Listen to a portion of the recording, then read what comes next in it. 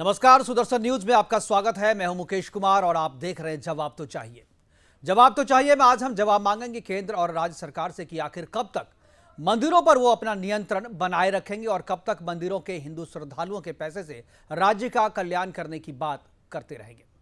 दरअसल तमिलनाडु सरकार ने अपनी कल्याणकारी योजनाओं को फंड करने के लिए राज्य के मंदिरों के पिछले 10 वर्षों के चढ़ावे के 2000 किलो सोना का इस्तेमाल मंदिर की इच्छा के विरुद्ध करने का फैसला किया है, जिसका विरोध हिंदू श्रद्धालुओं के द्वारा किया जा रहा है। 15 राज्यों में करीब 4 लाख मंदिरों पर प्रत्यक्ष या अप्रत्यक्ष रूप से सरकार का नियंत्रण है। यह नियंत्रण संविधान के अनुच्छेद 26 में प्रदत्त उस मौलिक अधिकार का सीधा हनन है जिसके तहत प्रत्येक समुदाय को अपने धार्मिक संस्थाओं की स्थापना, प्रबंधन और प्रशासन की स्वतंत्रता है। बाकी मतों को यदि छोड़ दें तो केवल हिंदू मंदिरों पर नियंत्रण अनुच्छेद 15 और 14 में दिए गए समानता के मूल अधिकार का भी अतिक्रमण है।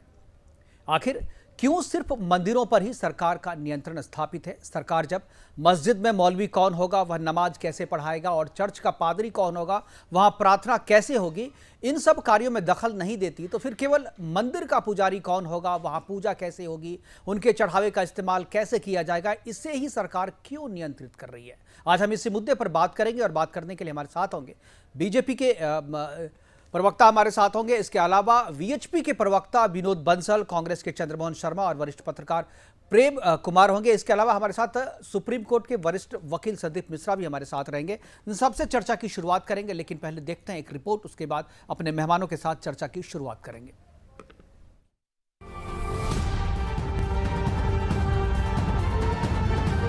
सिर्फ मंदिरों के चढ़ावे के पैसों पर सरकार का नियंत्रण क्यों? मस्जिद, चर्च और दूसरे किसी धर्म के आस्था स्थल का नियंत्रण और प्रबंधन जब उसी समुदाय के हाथ में होता है तो सिर्फ मंदिरों पर सरकार का नियंत्रण क्यों? क्या ये संविधान के समानता के अधिकार का उल्लंघन नहीं? भारतीय संविधान के आर्टिकल 14 के हिसाब से कहा गया है कि सरकार भारत में किसी भी व्यक्ति के साथ भेदभाव नहीं करेगी। तो फिर क्या ये भेदभाव नहीं? ऐसा हम इसलिए कह रहे हैं क्योंकि वो हिंदू भक्त जो श्रद्धा और आस्था के साथ अपने आराध्य को मंदिर में चढ़ावा चढ़ाता है, उस भक्त को शायद नहीं पता कि उस चढ़ावे का इस्तेमाल सरकार अपनी आय को बढ़ाने और चर्चों और मस्जिदों के जीर्णोद्धार, पादरी और मौलवियों की सैलरी देने के लिए करती है। सुनकर चौंक गए, लेकिन ये सच है। आप जो चढ़ावा चढ़ाते हैं वो सीधे सरकार की झोली भरता है और उसका उपयोग सिर्फ सरकार अपने और राष्ट्र के लिए नहीं बल्कि पादरियों और मौलवियों का पेट पालने के लिए भी करती है। अब आप कहेंगे ये तो हुई मंदिर की बात, मस्जिद और चर्च में जो चढ़ावा आता है उसका क्या? तो उसका इस्तेमाल चर्च और मस्जिद के लिए ही होता है, राष्ट्रहित के किसी कार्य के लिए नहीं, क्योंकि ईसाइयों के चर्च और मुस्लिमों की मस्जिद के प्रबंधन की जिम्मेदारी उन्हीं की प्रबंध कमेटियों के पास होती है, लेकिन मंदिर के प्रबंध की जिम्मेदारी होती है सरकार के पास, न कि पुजारियों के पास। अब ऐसे में तमिलनाडु सरकार द्वारा लिया गया मंदिर के चढ़ावे के 2000 किलो सोने के गहनों को पिघलाकर उन्हें गोल्ड बार्स में परिवर्तित करने का जो फैसला है वो भी सरकार की ही जेब भरेगा।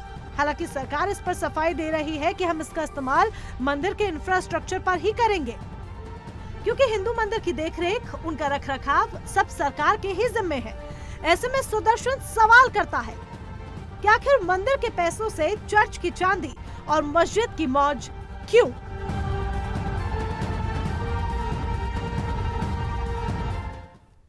जी हाँ, मंदिर के पैसे पे सरकार की मनमानी और चर्च और मस्जिद के पैसे पे उनके अपने समुदाय का नियंत्रण, ये बहुत बड़ा मुद्दा है, काफ़ी पुराना है और काफ़ी पहले से ये मुद्दा जो है उठाते रहे हैं हम, और इस पर जब भी मौका होता है हम इस पर बात करते हैं। हमारे साथ सारे मेहमान जुड़ गए हैं, सभी मेहमानों का स्वागत है और चर्चा की शुरुआत मैं चंद्रमोहन शर्मा जी से करूँगा। कांग्रेस के प्रवक्ता है हमारे साथ।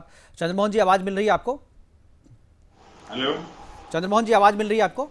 हाँ, मिल रही है। चंद्रमोहन जी, ये जो पूरा मामला है आपको भी पता होगा, हालांकि ये शुरुआत केवल तमिलनाडु में नहीं, इससे पहले इसी तरीके की बात जो है आंध्र प्रदेश और तेलंगाना से भी निकल के आई थी और बाकी पूरे सभी देशों में इस तरीके का होता है, क्योंकि कानून ही इस तरीके का है, सरकार ही इस तरीके का है और पहले से जो सरकार थी वो सरकार ने इस कानून को बनाया था और इसको उसी को अभी तक जारी किया हुआ है, लागू किया हुआ है। सबसे पहले मैं आपकी प्रतिक्रिया जानना चाहूँगा, क्या आप भी इस मत के हैं कि सरकार जो है उसी का नियंत्रण मंदिरों पे होना चाहिए और सरकार मंदिर के पैसे का उपयोग जो है वो चर्च और मस्जिद के लिए करती रहे, लेकिन मस्जिद और चर्च का जो पैसा होता है उसका इस्तेमाल लोगों के कल्याण के लिए या मंदिरों के लिए तो बिल्कुल ही नहीं हो रहा है। क्या क्या कहेंगे आप? मुकेश जी, आज तो देश एक मंदिर है और उस देश के मंदिर का चढ़ावा ही सरकार एडवर्टाइजमेंट पे खर्च कर रही है, उस पे बात नहीं होती। मंदिर के चढ़ावे पे नियंत्रण होना चाहिए, मस्जिद के चढ़ावे पे नियंत्रण होना चाहिए, चर्च के चढ़ावे पे नियंत्रण होना चाहिए, गुरुद्वारे पे चढ़ावे पे नियंत्रण होना चाहिए। वो विषय तो बहुत देर का है। जब अपने देश जैसे मंदिर के अंदर उसकी आय का सारा चढ़ावा एडवर्टाइजमेंट पे खर्च हो जाए। सर ये बात को फिर तो से आपको मंदिरों पे अब चढ़ावे ये तो का बात विषय ये तो उतना ये सवाल मुद्दा नहीं है ना, बहुत तेज ये चढ़ा मुद्दा नहीं है ना चंद्रमोहन जी, ये मुद्दा तो है नहीं। मुद्दा इसलिए है, मुद्दा ये नहीं है ना। विपक्ष होने के नाते मुद्दा इसलिए बन जाता है क्योंकि जब देश की हालत ऐसी हो, उस हालत के अंदर सरकार की नीति देश की स्पष्टता पे ना आए।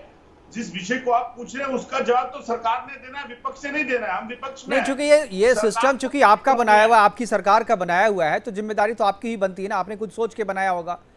जो सरकार का बनाया हुआ तो आप ही का है ना, बनाया हुआ तो आप ही की सरकार का है।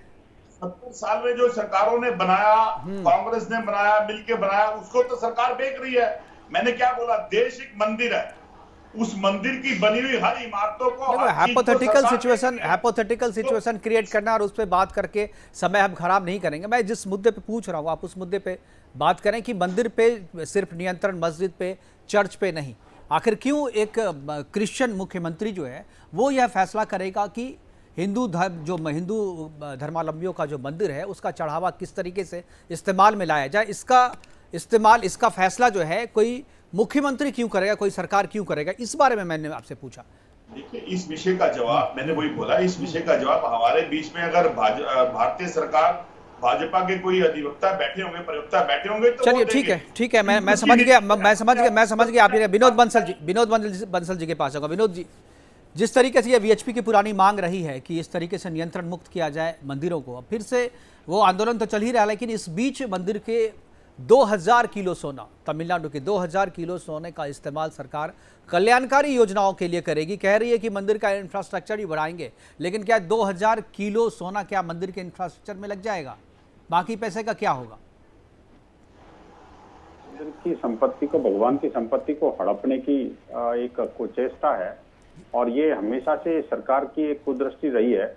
पहले तो ईसाई मिशनरियों के नाम पर जो है, ईसाई मिशनरियों के लिए पैसा बटोरना, पैसा सरकारी फंड से देना और उनके लिए एडवर्टाइज करना, और उस पर जो पैसा खर्च कर रही है उस पर चंद्रमोहन जी नहीं बोलेंगे। चंद्रमोहन जी इस पर भी नहीं बोलेंगे कि जिसको ये राष्ट्र को ये मंदिर कह रहे हैं, वो सोनिया जी क्या कहती हैं उसको? वो तो कहते हैं मंदिर और राम तो हुए नहीं देश के अंदर। और जिस राष्ट्र को ये मंदिर कह रहे हैं, मुझे लगता है झारखंड की सरकार ने, झारखंड के अभी जो बिल्कुल विधानसभा के भीतर विधानसभा अध्यक्ष है, वहां पर तो मस्जिद बना दी, वहां पर उसके अंदर उस मंदिर को मस्जिद में कन्वर्ट करने पे ये नहीं बोलेंगे। तो ये वो उस समय भी नहीं बोलेंगे जब मंदिर के पैसे को खा जाते हैं इनके नेता, और इनके जो मुख्यमंत्री जो है मंदिर के पैसे को जिहादियों पर खर्च कर देते हैं और ईसाई मिशनरियों पर खर्च कर देते हैं, तब भी नहीं बोलेंगे। क्योंकि ये सारी बेल तो बोई इन्होंने ही है ना, और ये आखिरकार किस मुंह से कहेंगे? और ये जो है बार बार इस बात को घुमाने की कोशिश कर रहे हैं, लेकिन आपकी बात का जवाब नहीं देंगे ये। बिल्कुल, ये मुझे पता है इस बात का देने का संभावना है भी नहीं, क्योंकि देखिए जिसका मन साफ ना हो और जिसके पास कोई बोलने के लिए कुछ बचा ही ना हो, तो आखिरकार बोल भी क्या पाएगा। लेकिन एक बड़ी बात यह मुकेश जी, बहुत गंभीर बात है कि जिस तरह से उन्होंने कहा है कि मंदिर की संपत्ति और वहां की ज्वेलरी को, उसके हीरों को निकाल करके और उसको पूरे सोने को मेल्ट किया जाएगा, मेल्ट करके उसके सिक्के बनाए जाएंगे, सिक्के को गिरवी रखा जाएगा। यार क्या दिमाग खराब है क्या तुम्हारा? मैं कहता हूँ ये सरकार है या ये जो है ना मंदिरों की विध्वंसक है। बिल्कुल, ये जो है ये भगवान की चीजों को हाथ लगाने का अधिकार हिंदू समाज को नहीं है, उसको ये दुष्ट करेंगे क्या? आप मुझे बताइए, आखिरकार ये क्रिश्चियन मिशनरी जो है ये पैसे को ये बेचने के लिए है क्या? ये मंदिरों को ये हिंदू समाज कदापि स्वीकार नहीं करेगा। हम अभी कह रहे हैं चुपचाप इस डिसीजन को वापस कर लीजिए, अन्यथा तो बहुत बड़ा आंदोलन खड़ा होगा, उसको संभालना बहुत मुश्किल पड़ जाएगा आपको। देखिए ईसाई मिशनरियां किस तरह से मंदिरों को हड़प रही हैं, मंदिरों को तोड़ रही हैं, धर्मांतरण और लब जिहाद और इस तरह की घटनाओं में जो है ये जिहादियों को प्रोत्साहन मिल रहा है, उस पर चंद्रमोहन जी बिल्कुल चुप्पी साध लेंगे, ये नहीं बोलेंगे। लेकिन मुझे बताइए आखिरकार हिंदू समाज का दोहन कब तक? ये नाम इनका चंद्रमोहन शर्मा जी है। मुझे उम्मीद है कि ये कम से कम हिंदू धर्म के प्रति आस्था इनकी भी होगी, भगवान के प्रति आस्था इनकी है डेफिनेटली। लेकिन दुर्भाग्य है कि चूंकि उस पार्टी के प्रवक्ता हैं जो पार्टी राम को मानती नहीं है, जो पार्टी जो है वो क्रिश्चियन रोम से चलती है, तो आखिरकार ये इनकी मजबूरी हो सकती है। बिल्कुल। और ये सारी समस्याएं उन्हीं राज्यों से। जी जी जी देखिए, विनोद जी मेरे बहुत पुराने मित्र हैं और बहुत अच्छे व्यक्ति हैं, लेकिन उनकी मजबूरी क्या है? हिंदुत्व है, हिंदुत्व के ऊपर जो एक कपड़ा धारण कर लेते हैं तो उसके बाद उनको राष्ट्र की जरूरत नहीं पड़ती, सिर्फ धर्म की जरूरत पड़ती है। आज देश को बंसल जी राष्ट्र की जरूरत है। मंदिर तो मेरे मन में भी है, आपके मन में भी है। हिंदू आप भी है, हिंदू मैं भी हूं। देखिए, जिस विषय को सरकार करना चाहती है उसके लिए सरकार की मंशा को उजागर करने की जरूरत नहीं है, उसकी नीति की स्पष्टता चाहिए। आप कई बार कई विषय के ऊपर बैठे हैं, कई बार दब के चर्चा हुई है। इस नीति को मानते हैं क्या? आप बताइए ना, करना चाह रहे हैं आप बताइए। अगर आप हिंदू हैं तो आप बताइए, आप मंदिर का भी सहमत है क्या? मेरे देश का अंदर आपके दिल में अगर मंदिर है तो मंदिर क्यों जाते हो? मंदिर की संपत्ति को क्यों हड़पना चाहते हो? मंदिर की संपत्ति को क्यों हड़पना चाहते हो चंद्रमोहन जी? आप बताइए। और सोनिया जी से पूछिए, किसान जो मुझे सोने को पिघला के क्या रोम बेचना चाहती है क्या वो? उसकी चंद्रमोहन जी इस तरीके की बातें, इस तरह की खबरें जो हैं चंद्रमोहन जी इस तरीके की जो खबरें हैं आखिर उन्हीं राज्यों से क्यों आती हैं जो नॉन बीजेपी रूल्ड स्टेट है? किसी भी बीजेपी रूल्ड स्टेट में तो इस तरीके की बातें नहीं। आप तमिलनाडु से आ रही है, आंध्र प्रदेश से, तेलंगाना से, अब कुछ दिन के बाद जो है आपको दिल्ली में भी आएगी, फिर उसके बाद बंगाल से आएगी, केरला से आती, पहले भी आई थी केरला से इस तरीके की खबर। तो जो नॉन बीजेपी रूल्ड स्टेट है वहां पर इस तरीके की बातें आती है, इसलिए सवाल उठाया जाता है जो कि भाई क्यों आखिर मंदिर की संपत्ति पे आपकी बुरी नजर है, क्यों आप मंदिर की संपत्ति को हड़पना चाहते हैं? ऐसा भी होता है जब बीजेपी शासित राज्य हैं वहां पर कई धर्म के लोगों के नहीं, साथ पहले प्रॉब्लम बताओ, ये होती है। डिसीजन ठीक है क्या इनका? कोई तो वही चैनल नहीं इनको दिखाता है। कांग्रेस को ये जब डिसीजन ठीक लग रहा है क्या? आप चंद्रमोहन जी देखिए, विनोद जी सवाल पूछ रहे हैं कि आप इस फैसले पे आपकी क्या प्रतिक्रिया है? देखिए, अगर मेरे स्वाभाविक प्रतिक्रिया लेंगे तो उस प्रतिक्रिया के ऊपर समान अधिकार बनना चाहिए। उसके अंदर कोई भी मजहब, कोई भी मंदिर हो, उसका सरोकार कोई भी का क्या मतलब है यार? कोई तो कोई है ही नहीं। संपत्ति के अरे अंदर ईसाई मिशनरियों को तो उसमें कोई ईसाई नहीं किया आप लोगों ने, और किसी चर्च का और मस्जिद का तो कोई अधिग्रहण ही नहीं किया आपने, किसी मदरसे का तो अधिग्रहण ही नहीं किया। और आप जबरदस्ती कर रहे ईसाई क्या मतलब इसका? अरे मंदिर मेरा हड़पा है आपने, भगवान की संपत्ति पर आपकी कुदरती है। मेरे मंदिर के ऊपर जो है आपने उसको बेचने की ठानी हुई है। मंदिर की संपत्ति, भगवान की संपत्ति को लेकर के आप जो हिंदू समाज के कल्याण में लगनी चाहिए, उस संपत्ति को आप जिहादियों के ऊपर खर्च करना चाहते हैं। आखिरकार भगवान की संपत्ति को हाथ लगाने का अधिकार किसने दिया? आप सत्ता में इस समय ये थोड़ी है तो कुछ भी करेंगे आप भाई। जब सत्ता में तो सब कुछ थोड़ी करेंगे भाई। चंद्रमोहन जी कुछ तो अपने धर्म का भी पालन करिए। आप कांग्रेस में चले गए इसका मतलब ये तो नहीं आपने अपना धर्म बेच दिया। जब धर्म और मजहब की बात, कम से कम आप कांग्रेस में चले गए इसका मतलब ये तो नहीं आपने को धर्म बेच दिया। धर्म के बाद आपकी अपनी पहचान है, आप लेकिन बोलिए ना, जब अपनी पहचान से करे ठीक है तो चर्च को क्यों नहीं एक्वायर कर रहे आप क्यों नहीं मस्जिद को एक्वायर कर रहे? क्यों नहीं हजारों मदरसों को जो कुफर की तरफ पढ़ रहे हैं उनको क्यों नहीं एक्वायर कर रहे? हिंदू मंदिरों को को दृष्टि तो डाली हुई है आपने। अरबों खरबों की संपत्ति जो श्रद्धावान हिंदू अपने श्रद्धा विश्वास और हार्ड एंड मनी देता है, उसको आप क्यों बेचना चाहते हैं? उसको क्यों महसूस करना चाहते हैं? वादा करिए, जब आप कश्मीर पे ला सकते हैं, किसी और पे लाके नहीं कर सकते तो उस विषय की बात क्यों छेड़ते हैं आप सिर्फ इलेक्शन की राजनीति के ऊपर? अरे भाई साहब, इलेक्शन आपके लिए है, मेरे लिए नहीं है। कोई हिंदू समाज के लिए इलेक्शन कोई महत्व नहीं रखता। इलेक्शन आपके लिए इम्पोर्टेंट होगा, हमारे लिए इम्पोर्टेंट नहीं है। हमारे लिए भगवान का मंदिर इम्पोर्टेंट है, भगवान की संपत्ति इम्पोर्टेंट है जो भगवान की है, उसकी रक्षा करने के लिए प्रत्येक हिंदू प्रतिसंकल्पित है। तो बीएचपी तो चुनाव नहीं लड़ती ना चंद्रमोहन जी। और रोम के लोगों के लिए विषय का जवाब ये है कि जब मंदिर की संपत्ति लुट रही है और वो संपत्ति पूरी एडवर्टाइज पे खर्च हो रही है, कौन लूट रहा है? कौन लूट रहा है बताओ ना? कांग्रेस की सरकार लूट रही है संपत्ति को। कांग्रेस लूट रही है, कांग्रेस के गुर्गा लूट रहे हैं, कांग्रेस के समर्थक लूट रहे हैं। ठीक है चंद्रमोहन जी, फिर आप उसी बात पे आ गए। हमारे साथ प्रेम कुमार जी और संदीप मिश्रा जी हैं, मैं उनके पास जाऊंगा। संदीप मिश्रा जी के पास जाऊंगा। संदीप जी, ये जो पूरा मामला है, पूरा जो मसला है, ये संविधान की धाराओं, जो समानता का अधिकार है, उसका उल्लंघन बताया जा रहा है। आर्टिकल 26, 14 एंड 15 इसका उल्लंघन बताया जा रहा है। अभी हाल में जो इलाहाबाद हाई कोर्ट ने भी एक फैसला दिया था, फैसला नहीं, इनफैक्ट योगी सरकार से सवाल पूछा है कि क्या धर्मनिरपेक्ष राज्य जो है वो किसी धार्मिक संस्था को फंड कर सकती है।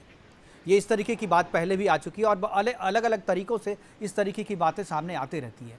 क्या आपको लगता है कि राज्य सरकार के पास भी तो ये पावर है, ये तो उनके पास भी अधिकार है कि वो अपने यहाँ कानून इस तरीके से बनाए कि मंदिरों पे जो अधिकार आप राज्य का है वो राज्य अपना अधिकार छोड़ दे। जिस तरीके से आप मस्जिद और चर्च को अकेला स्वतंत्र छोड़े हुए हैं, उस तरीके से मंदिरों को भी वो स्वतंत्र छोड़ सकती है। तो क्या आपको एक वकील के रूप में, एक अधिवक्ता के रूप में आपसे जानना चाहूँगा कि क्या राज्य सरकारें इस तरीके का फैसला कर सकती हैं? संविधान से कोई उस तरीके का उन्हें रोक तो नहीं है? देखिए, मैं बात करूंगा जो है जी। तमिलनाडु का मामला हम लें तो तमिलनाडु रिलीजियस आवाज हो रही है मुकेश भाई, आपकी आवाज ही को हो रही है, जरा ऑडियो ठीक कीजिए इनका। जी बोलिए संदीप जी। आवाज ठीक हुई? हाँ अब ठीक है।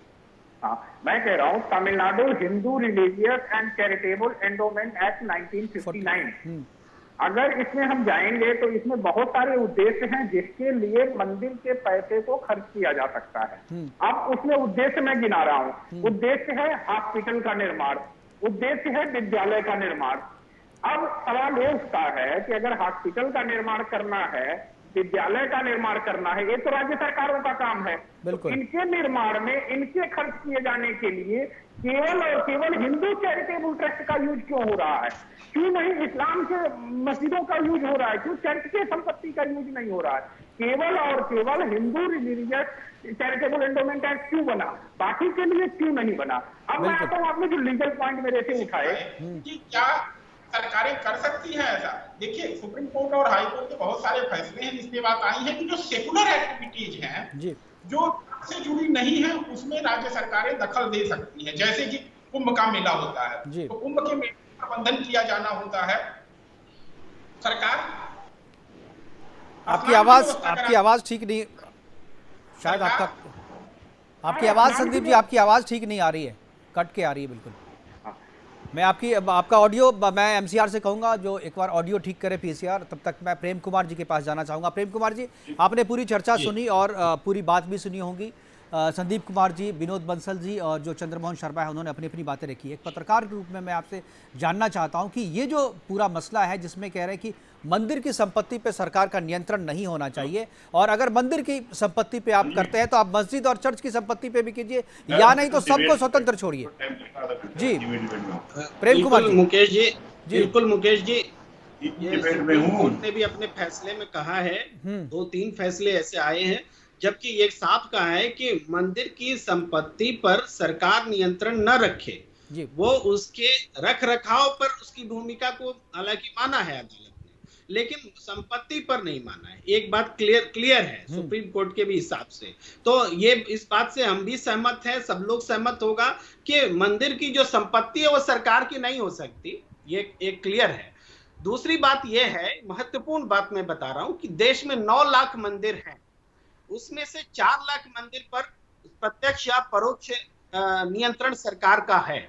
यहां गौर कीजिएगा, जो बाकी मंदिर हैं उनके पास वो दौलत नहीं है जो कि सरकार के नियंत्रण वाले मंदिरों में है, जिसको लेकर हम चिंता जता रहे हैं कि यह केवल मंदिर की दौलत का इस्तेमाल जो है केवल हिंदू के धर्म का इस्तेमाल जो है क्यों हो रहा है, बाकी का क्यों नहीं हो रहा। मैं इस पॉइंट से ये बताना चाहता हूं कि सरकार ने नियंत्रण रखा है, इसीलिए यह संपत्ति सुरक्षित है, ये मैं कह रहा हूं। अगर दूसरी बात यह है, जुड़ा हुआ बात, मैं इसका समर्थन या विरोध नहीं करता कि यह व्यवस्था जारी रहे या कैसे जारी रहे। हिंदू धर्म में कभी भी देखिए धर्म का मंदिर पर आधिपत्य हो इस रूप में व्यवस्था नहीं रही है। हाल में आज जो सुप्रीम कोर्ट का फैसला आया था दक्षिण का पद्मनाभ मंदिर वाला, वो भी राजशाही जो परिवार था उसके हाथों में वो मंदिर का विरासत सौंप दी गई। इसका मतलब क्या है, मंदिर पर अधिकार जो हिंदू धर्म का जैसे होना चाहिए, जैसा कि मुस्लिम धर्म में, इस्लाम में है या क्रिश्चियन में है, उस तरह का अधिकार हमारे यहाँ परंपरा नहीं रही है कि मंदिर शंकराचार्य के हाथों पूरा मंदिर की व्यवस्था हो, एकजुट व्यवस्था हो, यूनिफाइड सिस्टम हो, ऐसा नहीं है। आपको और एक मैं उदाहरण देता हूं कि अभी राम मंदिर का जो निर्माण है, सुप्रीम कोर्ट ने फैसला दिया, ट्रस्ट बनाया। किसने बनाया? केंद्र सरकार ने बनाया। हिंदू धर्म की ओर से क्या किसी ने कहा कि ये राम मंदिर जो है हिंदू धर्म का मामला है, शंकराचार्यों के हाथों में दे दो? नहीं कहा। कौन लोग हैं इस ट्रस्ट में? विश्व हिंदू परिषद, ये हिंदुओं का प्रतिनिधित्व नहीं करते, या फिर दूसरे लोग, ये प्रधानमंत्री रहे, राज्यपाल रहे, मुख्यमंत्री रहे, ये लोग उसमें शामिल हुए। हिंदू धर्म के शंकराचार्य उसमें नहीं रहे, मंदिर निर्माण में उसकी भूमिका नहीं रही, उसके मालिकाना हक में भूमिका नहीं है। तो मंदिर का जब सवाल आता है तो ये हमारी हिंदू धर्म में ये जो परंपरा है, इसको कमी बोलिए या विशेषता बोलिए, मंदिर पर नियंत्रण कर रखने की व्यवस्था हिंदू धर्म में कभी रही नहीं। वो किसी राजघराने के हाथ में रही या किसी दूसरे के। आज भी जो 5 लाख मंदिर नियंत्रण से बाहर हैं, उनके पास वो जो दौलत है नहीं है, वो किसके पास चली गई, किसने लूट लिया, किसने हड़प लिया? बिल्कुल ठीक है। आपने जो सवाल उठाए हैं विनोद बंसल जी इसका जवाब देना चाहते हैं। विनोद बंसल जी जवाब दे। प्रेम कुमार जी ने जो सवाल उठाए हैं, बंसल जी आप क्या जवाब देना चाहेंगे? देखिए, मुझे लगता है प्रेम कुमार जी एक पत्रकार हैं जी, उनको पत्रकार की तरह से विषय को पूरा व्यापक तरीके से रखना चाहिए था। मैं उनको थोड़ा संशोधन कर दूं। उन्होंने 2 बातें कही कि एक तो जो मंदिरों की संपत्ति इसलिए सुरक्षित है क्योंकि सरकारों ने अधिकृत की हुई है। अब मुझे बताइए कि सरकार कब आई और मंदिर कब से बने हुए हैं, और संपत्ति कितनी है और कहां पर रखी हुई है, कौन संरक्षक था? पद्मनाभ स्वामी मंदिर से ही आपको पता लग रहा होगा कि उस मंदिर में कितनी अकूत संपत्ति है जिसका अभी तक किसी को नहीं पता। इवन माननीय सर्वोच्च न्यायालय को भी पता, जिसने ये सारा इन्वेस्टिगेशन भी करवाने की कोशिश करी। लेकिन और वो संपत्ति किसी सरकार ने सुरक्षित नहीं रखी भाई साहब। बिल्कुल प्रेम जी, आपको याद होगा कि उस संपत्ति को अभी तक सर्वोच्च न्यायालय ने ये कह दिया कि ठीक है, जो कुछ है वो अभी जो देख रहा था वही देखेगा। अगर आपको लगता है, अगर किसी को ये लगता होता है, माननीय सर्वोच्च न्यायालय को लगता होता है कि प्राइवेट पार्टी जो है या मंदिर को संचालन करने वाले लोग जो है मंदिर की संपत्ति को खा जाते हैं, तो माननीय सर्वोच्च न्यायालय इस तरह का निर्णय नहीं देता। एक बात। दूसरी बात ये बताऊं कि मंदिर की संपत्ति भगवान की संपत्ति होती है, उस संपत्ति पर किसी का कोई अधिकार कभी नहीं हो सकता। ये माननीय सर्वोच्च न्यायालय और कई उच्च न्यायालय इस बात को कह चुके। इसके बावजूद भी हम कहते हैं कि सरकार सुरक्षित कर रही है, नहीं। आप तीसरी बात समझ लीजिए कि सरकारों ने संपत्ति का क्या किया, ये सारे सार्वजनिक पटल पर है कि सरकारों के अधिग्रहण में जब तक जो मंदिर आए, उस मंदिरों की संपत्ति का क्या हासिल हुआ, कितनी प्रॉपर्टी इन्होंने बेच खाई और कितने चढ़ावे को लेकर के उन्होंने इस्लामिक जिहादियों और ईसाई मिशनरियों पर खर्च कर दिया, इसका कोई आंकड़ा आपके पास नहीं है। लेकिन हाँ, तीसरी बात और अंतिम बात मैं ये कहता हूँ, आपने जो श्री राम जन्मभूमि तीर्थ ट्रस्ट के बारे में कहा कि सरकार ने बनाया, सरकारी ट्रस्ट है, ये आपको शायद लगता है कि वो ट्रस्ट के कंपोजिशन के बारे में आपने नहीं पढ़ा। बिल्कुल। माननीय सर्वोच्च न्यायालय ने के आदेश से बना, संसद में प्रधानमंत्री ने घोषणा की, सरकारी कुछ अधिकारी उसमें रखे जरूर हैं लेकिन उनके पास कोई नियंत्रण नहीं है, आपको पता होना चाहिए। और वो संपूर्ण ट्रस्ट का नियंत्रण जो है पूज्य संतों के हाथ में है या उन समर्पित कार्यकर्ताओं के हाथ में, विश्व हिंदू परिषद के समर्पित कार्यकर्ताओं के हाथ में, जो शुरू से लेकर आज तक इस आंदोलन को लड़ते रहे। 1980 के दशक से लेकर के आज तक उन्होंने समर्पण भाव से संपूर्ण अपना सर्वस्व त्याग करके एक तरह से और मंदिर के लिए समर्पित थे, भगवान के लिए समर्पित थे, उनको ट्रस्टी बनाया और संतों को ट्रस्टी बनाया। और उसकी संपत्ति पर आपको बताऊं, आपको आज लगभग 4000 करोड़ रुपए अगर किसी ने दिए हैं, इससे ज्यादा जो संपत्ति जो श्रद्धा भाव से समर्पण जो किया लोगों ने, वो समर्पण कोई ऐसे सरकार के लिए नहीं किया, बिल्कुल सरकारी ट्रस्ट से इसलिए किया नहीं। उनको पता है कि जो लोग समर्पित जो ट्रस्टी हैं वो भगवान के सच्चे भक्त हैं, इसलिए उन्होंने दिया। अगर आप ये समझते हैं कि सरकार के नाम से होता तो सरकार कर देगा। आजकल ऐलान करके देख ले कितने लोग देते हैं सरकारी ट्रस्ट के लिए पैसा मंदिर के लिए। मैं चैलेंज करता हूं, नहीं, वैष्णो देवी मंदिर के लिए जो पैसा दिया जा रहा है वो ठीक है, ट्रस्ट सरकार ने बनाए होंगे, लेकिन उसका संचालन हिंदुओं के हाथ में है, अच्छे लोगों के हाथ में है। सरकार के हाथ में जो भी ट्रस्ट रहे हैं, सरकारी के हाथ में जो भी मंदिर रहे हैं, उन मंदिरों की दुर्दशा ही देखी होगी आपने, कोई अच्छी दशा नहीं देखी होगी। तीसरी और अंतिम बात मैं कह दूं आपको, देखिए, अगर सरकार अपने आप को सेकुलर कहती है, जिसको संविधान में सेकुलर सरकार की बात कही है, अगर सेकुलर कहते हो तो सबके लिए सेकुलर होगा ना जी। ये तो नहीं हिंदुओं के मंदिरों को तो हड़प लो, और जो खास पैसे वाले मंदिर हैं जहाँ अच्छा चढ़ावा जाता है, लोगों की ज्यादा श्रद्धा भक्ति है, उनको तो हड़प लो, आप उसकी संपत्ति पर कब्जा कर लो। लेकिन कोई जो चर्च है जो कि आज जो है रेलवे के बाद में सबसे ज्यादा संपत्ति का ओनर अगर कोई है तो भारत चर्च के अंदर चर्च है। बिल्कुल। और वो चर्च को जो है अकूत संपत्ति पर कोई अधिकार नहीं है सरकार का। क्या उस पर टैक्स नहीं लेने का कोई अधिकार नहीं है सरकार का? क्या कोई मस्जिद और मदरसा कोई एक भी ऐसा नहीं है जो कि जिसको सरकार अधिग्रहण कर सके? आखिरकार ये दुराव कब तक चलेगा? ये बहुसंख्यक हिंदू समाज, बिल्कुल, लेकिन ये तो संविधान में ही प्रावधान इस तरीके का किया गया है, तो संविधान को बदलने की जरूरत है। और क्या राज्य सरकारें कर सकती हैं? अलग से मैं संदीप जी से बात कर रहा था, उनसे बात बीच में ही खत्म हो गई थी, कॉन्टैक्ट हमारा खत्म हो गया था। संदीप जी, अगर आवाज आ रही है तो मैं चाहूंगा कि आप अपनी बात पूरी करें जो आपने शुरू की थी। सुप्रीम कोर्ट और हाई कोर्ट के बहुत सारे फैसले आए हुए हैं, इसमें ये बात कही गई है कि सेकुलर एक्टिविटीज को मैनेज कर सकती है सरकार, धार्मिक मामलों में दखल नहीं देगी। धार्मिक मामले, जैसे मैंने आपको उदाहरण दिया कि कुंभ का मेले का आयोजन होता है, तो मेले की व्यवस्था तो सरकार करेगी, लेकिन कौन सा अखाड़ा कैसे स्नान करेगा, कहाँ करेगा, उसका निर्णय वो हिंदू समाज अपना करेगा और हमारे संत साधु करेंगे जो है। बिल्कुल। अब बात आती है आपकी कि जो चीजें तमिलनाडु सरकार कर रही, मैं आपको ऐड कर दूं यहाँ पे, अगर आप देखेंगे 34,000 मंदिरों का मामला है और उसमें 17 जैन मंदिर भी हैं। बिल्कुल। मतलब आप सोचिए कि एक तरह से आप अल्पसंख्यकों को अधिकार दे रहे हैं और दूसरी तरफ आप अल्पसंख्यक, जो जैन समाज हमारा है वो अल्पसंख्यक समुदाय में भी आता है, उसको आपने हिंदुओं के साथ रख करके उनकी संपत्ति को भी कब्जा करना शुरू कर दिया। तो अल्पसंख्यक भी आपके लिए सिलेक्टिव हो गए। अल्पसंख्यक क्या आपके लिए सिर्फ ईसाई हैं? अल्पसंख्यक क्या आपके लिए सिर्फ मुस्लिम है? क्या सिख समाज आपके लिए अल्पसंख्यक नहीं है? क्या जैन समाज आपके लिए अल्पसंख्यक नहीं है? आपका ये चीज समझना होगा, जो काम राज्य सरकार का है वो राज्य सरकार का काम राज्य सरकार करे। हमारे मंदिर के फंड उस कार्यों के लिए क्यों खर्च हो? अगर खर्च हो तो सारे समाज के खर्च हो, हिंदू मुस्लिम सिख ईसाई सभी के जो धार्मिक संस्थान हैं उनके रिसोर्सेज का उपयोग शिक्षा में हो, हॉस्पिटल में हो। लेकिन आप एक ट्रस्ट बना करके, एंडोमेंट बना करके केवल और केवल एक धर्म विशेष हमारे हिंदू समाज की संपत्तियों पर टारगेट करेंगे, शायद हिंदू समाज स्वीकार्य नहीं होगा। तो एक चीज मैं विनोद बंसल जी, मैं वापस में आपके पास जाना चाहूंगा। अगर ये सरकार नहीं मानती है, आप काफी दिन से बीएचपी इस पर आंदोलन कर रही है और चाह रही है कि मंदिर को सरकार के नियंत्रण से मुक्त किया जाए। अब मान लीजिए तमिलनाडु में आप नहीं करा पा रहे हैं, केरला में नहीं करवा पा रहे हैं, आप तेलंगाना और आंध्र प्रदेश में नहीं करवा रहे हैं, बंगाल में आप नहीं करवा पा रहे हैं, लेकिन जहां आप करवा सकते हैं उत्तर भारत में जहां पर बीजेपी की सरकार है और वहां पर आपकी बात सुनी जा सकती है, क्या वहां पर मंदिरों को आप मुक्त कराने का आंदोलन तेज क्यों नहीं करते? देखिए मुखर्जी, हमारा बड़ा स्पष्ट मांग है कि मंदिर जो है किसी के बाप की बपौती नहीं है। बिल्कुल। सरकार किसी की भी हो, वो मंदिरों का अधिग्रहण और उसके पैसे पर जो है कुदरती नहीं रख सकती। हमारा स्पष्ट मत है। आप उत्तराखंड की बात कर रहे हैं तो उत्तराखंड की बात, देवस्थानम बोर्ड के लिए वहां भी काफी टसल चल रहा है, वहां के पंडितों पुजारियों और सरकार के बीच में काफी देवस्थानम बोर्ड के लिए लड़ाई चल रही है वहां पे।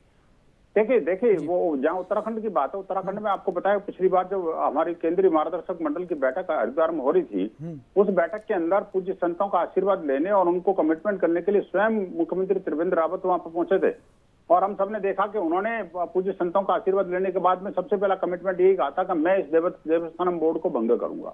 बिल्कुल। लेकिन दुर्भाग्य से वो देवस्थानम बोर्ड को तो भंग नहीं कर पाए, खुद ही भंग होकर चले गए। मुझे लगता है कि ये जो दूसरी सरकार आई है वो सरकार इस बारे में अपने उस प्रेडिसेसर की जो कमिटमेंट है उसको पूरा करेगी, अन्यथा तो देखिए हिंदू समाज चुप नहीं बैठेगा।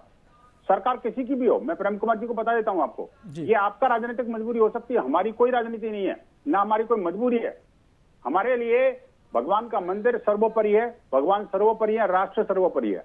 इस राष्ट्रीय मूल्यों से और जीवन मूल्यों से और धर्म से कोई अगर समझौता करना चाहेगा तो हिंदू समाज कदापि स्वीकार नहीं करेगा। चाहे वो झारखंड में मस्जिद बनाने वाली बात हो, उसमें विधानसभा परिसर के अंदर, और या फिर झारखंड के जो जनजातीय वनवासी और गिरवासी लोग हैं उनके धर्म को नष्ट करने के लिए जो ईसाई जो मिशनरीज हैं उनको सरकारी संरक्षण की बात हो, या सोनिया जी द्वारा जो राम को नकार के रोम की बात करने वाली बात हो, हम हमेशा से इन सब चीजों का विरोध करते रहे हैं। ईसाई मिशनरियों के साथ साथ इस्लामिक जिहादियों ने जिस तरह से पिछले कुछ वर्षों में जिहाद का नंगा नाच किया है, लव जिहाद हो, लैंड जिहाद हो, जनसंख्या जिहाद हो, अनेक प्रकार के जिहाद वहां चलाए हैं, और इन सबको जो है कांग्रेस की सरकार और बाकी जो सेकुलर ब्रिगेड है वो सारी की सारी उसको प्रश्रय दे रही है। बिल्कुल। हिंदू समाज इसको किसी भी कीमत पर बर्दाश्त नहीं करेगा। अंतिम क्षण तक हम इसके लिए संघर्ष करते रहेंगे और मुकेश जी मैं बता रहा हूँ आपको, ये झारखंड के जो निर्णय है उसको अविलंब वापस लेना पड़ेगा। आज भी पूरे झारखंड के अंदर धरना प्रदर्शन का कार्यक्रम हमारे विश्व हिंदू परिषद बजरंग दल के कार्यकर्ताओं ने किया है, और ऐसे ही तमिलनाडु सरकार के विरुद्ध भी हमारा आंदोलन चल रहा है। हमें जारी रखेंगे और मंदिरों को मुक्त करके रहेंगे। बिल्कुल, मंदिरों को मुक्त करके रहेंगे, वीएचपी का ये कहना है। हमारे पास वक्त की कमी है और सभी मेहमानों से मैं एक मिनट का समय हमारे पास 10-10 सेकंड में मैं चाहूंगा कि वो अपना आखिरी कमेंट जो है इस पे करें। चंद्रमोहन शर्मा जी, सबसे पहले आपके पास क्या कहेंगे आखिरी 10 सेकंड में?